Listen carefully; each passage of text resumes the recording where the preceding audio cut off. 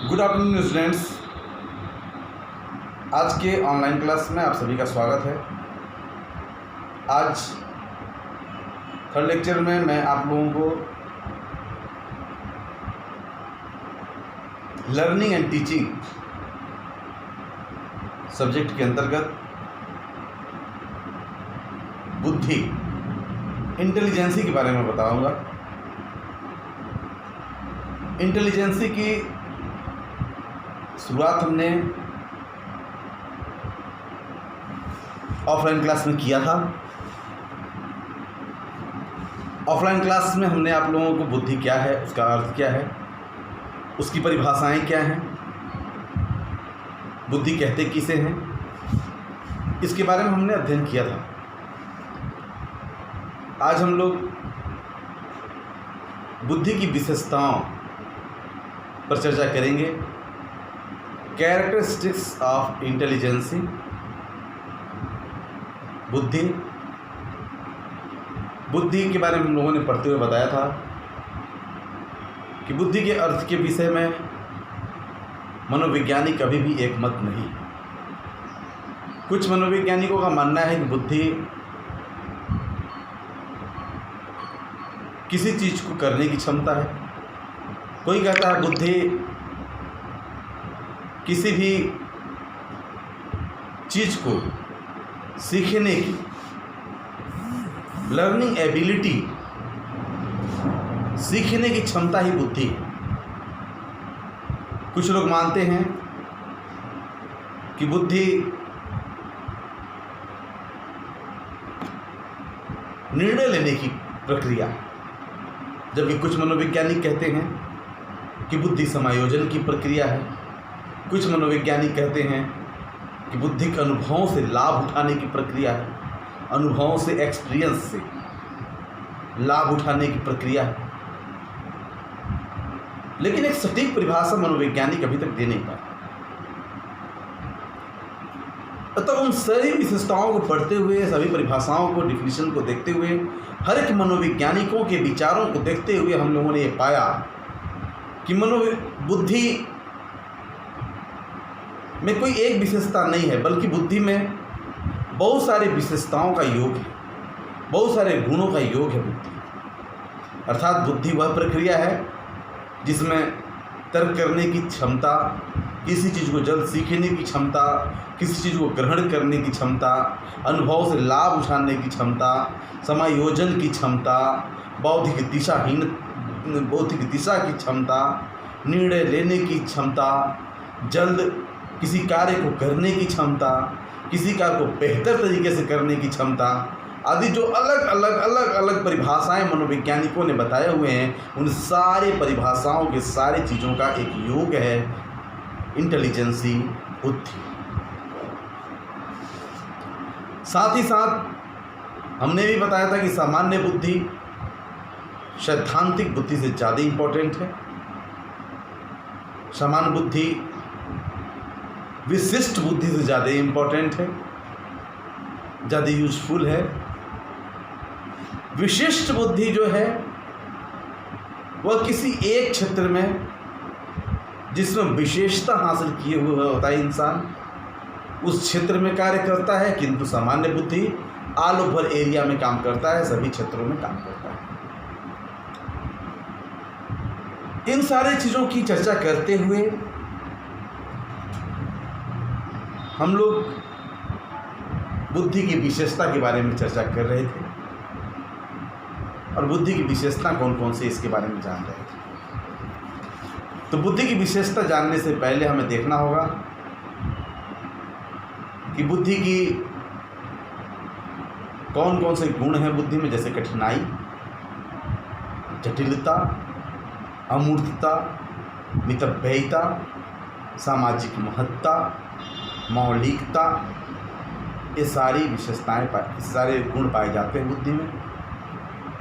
पहली विशेषता की बात करें बुद्धि में, तो यदि हम बुद्धि की उपर्युक्त वर्णित चीज़ों को जो हमने अभी बताया, वर्णन किया, उसके आधार पर देखें तो बुद्धि की जो विशेषताएं हैं, उसमें पहली विशेषता है कि बुद्धि जन्मजात, स्वाभाविक सामान्य योग्यता होती है। मनोवैज्ञानिकों का मानना है कि बुद्धि जन्मजात होती है। आईक्यू सामान्य होता है, आईक्यू जन्मजात होता है। आईक्यू हेरिडिटिकल होता है। बुद्धि लब्धि जन्म से प्राप्त होता है मानव, और ज्यादातर मनोवैज्ञानिक मानते हैं कि बुद्धि जन्मजात होता है। जिन्स से बुद्धि लेकर उत्पन्न होता है बालक। हाँ, ये जरूर है कि बुद्धि का विकास इन्वायरमेंट पे निर्भर करता है, वातावरण पे निर्भर करता है। आईक्यू जन्मजात होती है, लेकिन आईक्यू का विकास इन्वायरमेंट पे निर्भर करता है। समझने की जरूरत है इस चीज को कि आईक्यू जन्मजात होती है, लेकिन उसका डेवलपमेंट, विकास करने की जो प्रक्रिया है वह इन्वायरमेंट पे निर्भर करता है, वातावरण पे। अगर आईक्यू बहुत अच्छी है लेकिन अच्छा इन्वायरमेंट नहीं मिलता है तो बालक कभी विकास नहीं कर सकता। अगर आईक्यू थोड़ी सी कम है, अच्छा इन्वायरमेंट दिया जाए तो विकास कुछ न कुछ हद तक कर सकता है। अगर आईक्यू बिल्कुल नहीं है तो कितना भी अच्छा इन्वायरमेंट दिया जाए लेकिन उसको वह डेवलप नहीं कर सकता। तो ये सारी गुण होती है बुद्धि में, आईक्यू में। इन्हीं चीज़ों को हम लोगों ने चर्चा किया हुआ था। दूसरा है, बुद्धि के द्वारा व्यक्ति पूर्व अनुभवों से लाभ उठाने में समर्थ था। मैंने बताया अनुभवों से लाभ उठाने की प्रक्रिया होती है। बुद्धि तीव्र होगी, बुद्धि अच्छी होगी तो वे अनुभव के माध्यम से उनका प्रयोग कर सकेगा। किसी भी सीखे हुए ज्ञान को अनुभव के आधार पर उसको प्रकट करके उसको विकसित कर सकेगा। कठिन से कठिन परिस्थितियों में, संकटों में, समस्या आदि का सामना करने में सफल हो सकेगा अगर बुद्धि होगी। समस्या समाधान की विशेषता पाई जाती है। बुद्धिमान व्यक्ति किसी भी बड़ी से बड़ी समस्याओं में वह विचलित नहीं होता, बल्कि उन समस्याओं से निपटने के विचार, उन समस्याओं से निकलने का उपाय, उन समस्याओं से निवृत्त होने का परिकल्पना, चेतना, संवेदना और कह सकते हैं तर्क करने लगता है कि मैं कैसे उस समस्याओं से निकलूं। विचलित नहीं होता और बुद्धिमानी के साथ उस समस्या से वह निकल भी जाता है। तो समस्या समाधान की क्षमता भी होती है। आईक्यू, बुद्धि, सीखने की सरलता, high learning power, high learning ability, high learning quality, ये आईक्यू की विशेषता है। उच्च आईक्यू तीव्र सीखने की प्रवृत्ति को जन्म देता है। निम्न आईक्यू लो इंटेलिजेंसी किसी भी चीज को धीरे धीरे सीखने की काबिलियत देती है।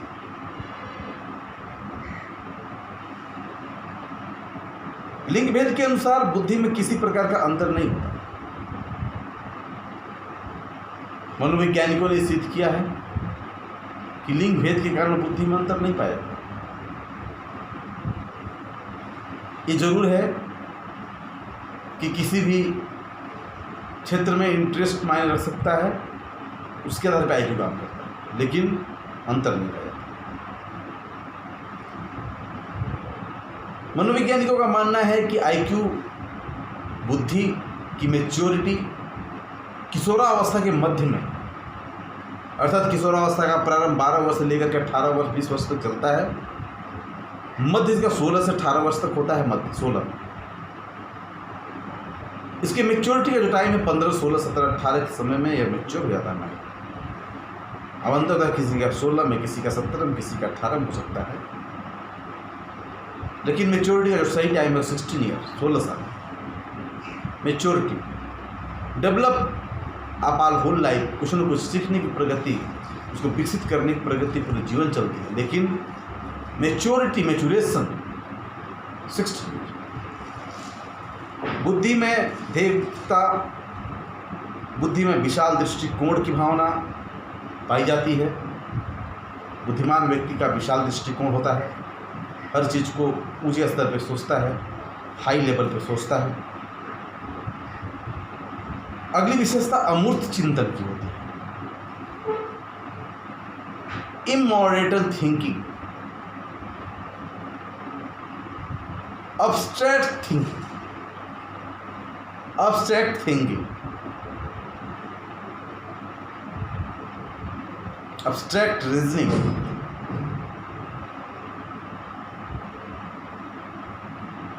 ऐसी चीज़ों पे तर्क करना, चिंतन करना, कल्पना करना जो दिखता नहीं, जिसको स्पर्श नहीं कर सकते, जिसको छू नहीं सकते, क्यों हम अनुभव कर सकते, जो हमें दिखाई नहीं देता, अब्स्ट्रैक्ट है, अमूर्त है। ऐसे चीज़ों की thinking power high IQ level में बुद्धि में पाई जाती है। ज्ञान विद्या, बुद्धि विभिन्न योग्यताओं का मेल, विशिष्ट योग्यताएं, स्पेशल एबिलिटीज़ बुद्धि में पाई जाती है। किसी चीज़ ज्ञान को अर्जित करने की क्षमता, ग्रहण करने की क्षमता, एक्वायर्ड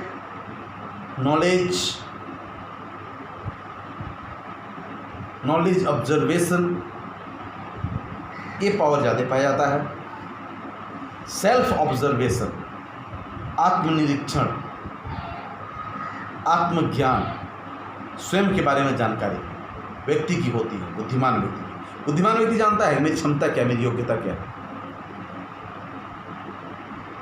तो अपनी काबिलियत पे विश्वास, आत्ममंथन करने की क्षमता, सेल्फ ऑब्जर्वेशन करने की क्षमता ज़्यादा पाई जाती है। कार्य और विचारों में व्यापकता, मूल्यांकन करने में वृद्धि, समस्या को समझने में, समस्याओं के संबंध में निर्णय लेने में, नवीन परिस्थितियों में समायोजन, एडजस्टमेंट करने में, adjustment of new situations, new conditions and global capacity, सार्वभौमिक योग्यता, हर क्षेत्र में योग्यता, सार्वभौमिक हर क्षेत्र में योग्यता पाई जाती है बुद्धि के। ये बुद्धि की विशेषताएं हम लोगों ने चर्चा किया है आज। नेक्स्ट हम लोग बुद्धि के सिद्धांतों की बात करेंगे। Theories of intelligence, principles of intelligence, बुद्धि के सिद्धांत, बहुत इंपॉर्टेंट चैप्टर है ये। हम इसको नेक्स्ट डे बताएंगे आप लोगों को ऑनलाइन क्लास में ही।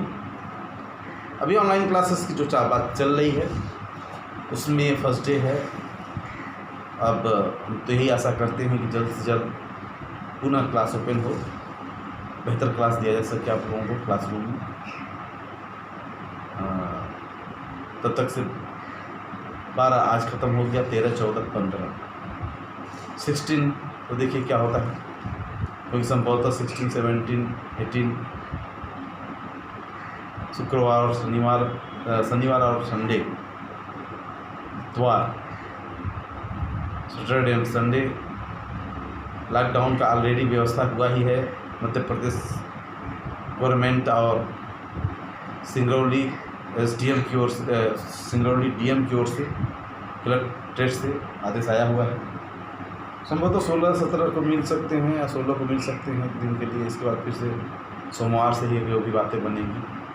अब क्या होगा इसकी जानकारी हमारे पास नहीं है। सिचुएशन क्या बनेगी ये बात की बात है। जब तक आप लोग ऑनलाइन क्लास पढ़ते रहें, स्वयं सेल्फ स्टडी करते रहें